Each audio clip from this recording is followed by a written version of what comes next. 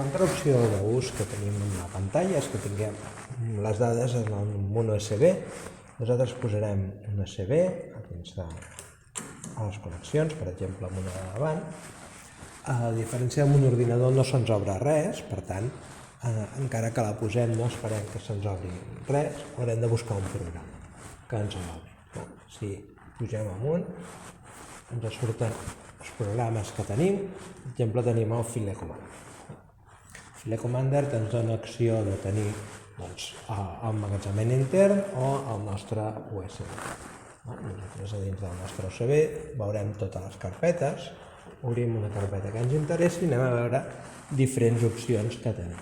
Per exemple, si nosaltres volem reproduir un vídeo que tenim en el nostre USB, podem fer directament des d'aquí i se'ns reproduirà el que és el vídeo.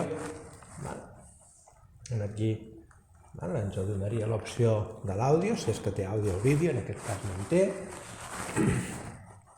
El podem pausar, d'acord? El podem tirar endavant o endarrere. Aquest reproductor és un reproductor relativament senzill que ens reprodueix un segon vídeo que tinguem en el nostre USB. D'acord? Aquest USB i aquí tindríem l'àudio, si no aquí a la mà, si no el veiem aquí, si no ho tenim clar, el tenim aquí en el nostre. Aquest reproductor és un reproductor molt bàsic, per tant, no esperem gran coses d'ell. No esperem si tenim diferents àudios o diferents pistes d'àudio que els puguem reproduir, només en reprodueix una. D'acord? Tornem a la casa, per sortir, anem a la carpeta nostra i tenim l'opció de si és un vídeo com fet fins ara o un àudio també. D'acord? El reproductor d'àudio.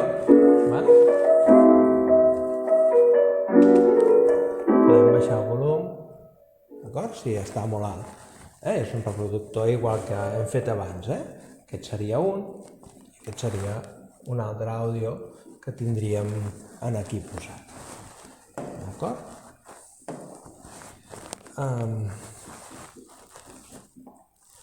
Sortim. Aquí tenim diferents opcions de reproduir-lo més d'un cop o no. D'acord? També podem visualitzar fitxers. És a dir, si nosaltres tenim un document en el nostre ordinador, doncs també podem posar-ho. Aquest ens dona l'opció de reproduir. Amb dos dits petits podem fer més petit, podem ampliar o reduir. Saltem això que ens està aquí posant. Aquí tenim un llapis que ens permet fer alguna cosa en el nostre, sempre i quan el tinguem. Podem anar passant les nostres pantalles, com si fos una diapositiva.